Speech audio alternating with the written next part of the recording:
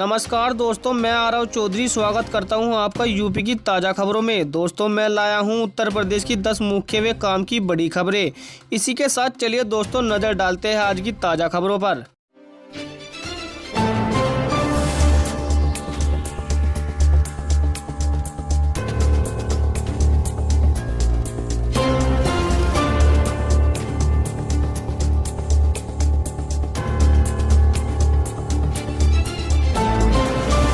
पहली अच्छी खबर है दोस्तों, यूपी बोर्ड के छात्रों को लेकर बड़ी खबर। आखिरी मौका। यूपी बोर्ड ने 12वीं के छात्रों को छूटा हुआ प्रैक्टिकल एग्जाम देने का एक और मौका दिया है। बोर्ड द्वारा जारी नोटिस के अनुसार 12वीं के छात्र 16 फरवरी को आयोजित प्रैक्टिकल परीक्षा में किसी वजह से शामिल नहीं हो पाए थे। वे 13 और 14 मार्च को आयोजित होने वाले री एग्जाम में शामिल हो सकते हैं। यह उनके पास आखिरी मौका होगा। इसके बाद छात्रों को कोई मौका नहीं मिलेगा। ये दोस्तों, आप दरोगा, एसपी और डीएम की औकात नहीं जो मुझे फोन करें। योगी सरकार में मंत्री बनते ही ओम प्रकाश राजभर ने बड़ा बयान दिया है। उन्होंने कहा, आज जो पावर सीएम के पास है वही पावर राजभर के पास है। कभी थाने जाना तो सफेद नहीं पीला गमछा लेकर जाना। दरोगा को आपके चेहरे में ओपी राजभर दिखाई देगा। दरोगा की हिम्मत नहीं जो मुझे फोन कर दे। एसपी और डीएम की औकात नहीं जो मुझे फोन करे। पुलिस दौड़ाए तो नेता बन जाओ, वहीं पुलिस सैल्यूट करेगी। सीएम ने खुद बैठाकर हमें शपथ दिलवाई है। चलिए खबर है दोस्तों, अब अमेठी कांग्रेस का गढ़ नहीं है। स्मृति ईरानी। लोकसभा चुनाव में राहुल गांधी के अमेठी सहित 2 सीटों से चुनाव लड़ने की अटकलों पर केंद्रीय मंत्री स्मृति ईरानी ने प्रतिक्रिया दी है।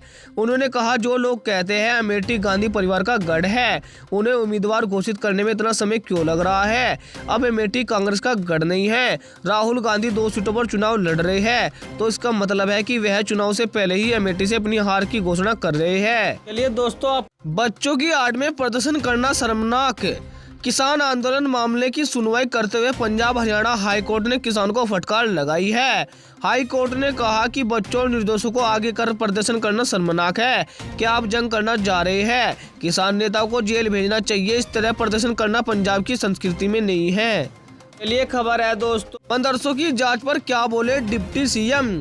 13,000 अवैध मदरसों को बंद करने की एसआईटी की सिफारिश पर डिप्टी सीएम केशव प्रसाद मौर्य की प्रतिक्रिया आई है। उन्होंने कहा, देश में शिक्षा व्यवस्था को लेकर कोई सवाल नहीं है, लेकिन शिक्षा की आड़ में अगर देश के खिलाफ गतिविधियां होगी तो जांच की जाएगी और दोषियों के खिलाफ कार्रवाई होगी। बता दें, जांच में जिन मदरसों का अवैध पाया गया है उनमें से अधिकतर नेपाल सीमा पर स्थित है।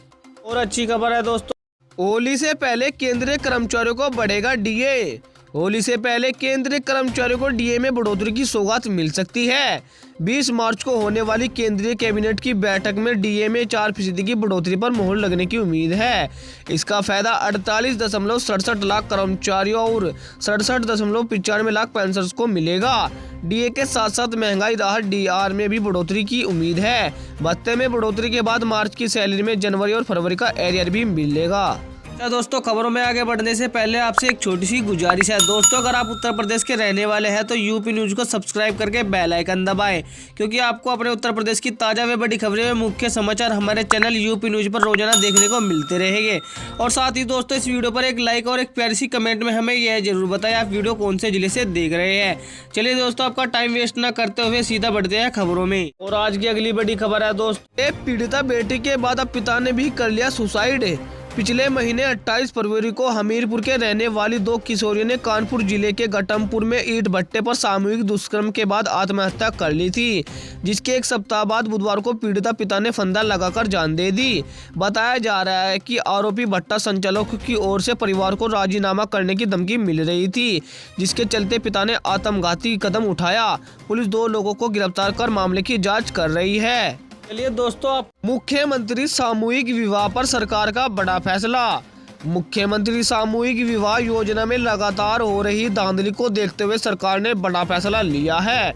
अब योजना में आवेदन स्वीकार करने से पहले 10 पड़ोसियों को गवाह बनाया जाएगा कि लाभार्थियों का पहले विवाह नहीं हुआ है।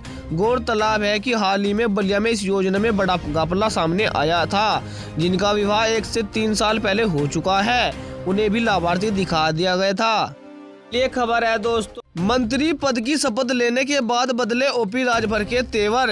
योगी सरकार में मंत्री पद की शपथ लेने के बाद सपा प्रमुख ओपी राजभर के तेवर बदल गए हैं। उन्होंने खुद को गब्बर सिंह बताया है और अपने कार्यकर्ताओं को पीला गमछा डालकर थाने जाने की सलाह दी है। राजभर ने कहा, आज ओम प्रकाश राजभर के पास अब वो पावर है जो पावर मुख्यमंत्री के पास है। किसी थाने पर जाओ तो पीला गमछा लगाओ।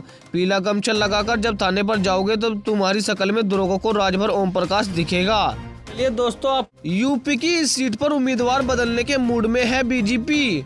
लोकसभा चुनाव 2024 को लेकर बीजेपी ने यूपी की 51 सीटों पर अपने प्रत्याशियों के नाम की घोषणा की है। अब बीजेपी जल्द बाराबंकी सीट से उपेंद्र सिंह रावत का नाम काट सकती है। बता दें कि रावत का एक आपत्तिजनक कथित वीडियो वायरल हुआ था।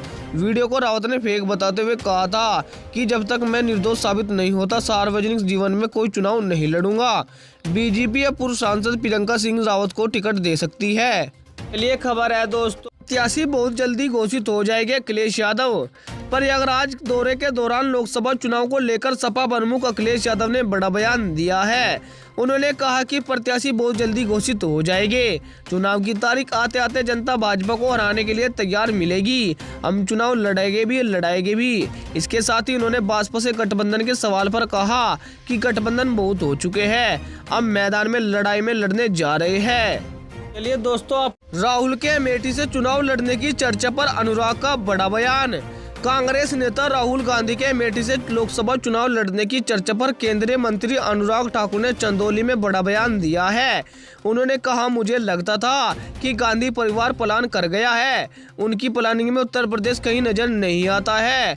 जब राहुल गांधी यहां आए थे तो 40 लोग भी आसपास नजर नहीं आए। क्या सोचकर चुनाव लड़ेंगे? यूपी की जनता तो कांग्रेस को करारा जवाब देने की प्रतीक्षा कर रही है।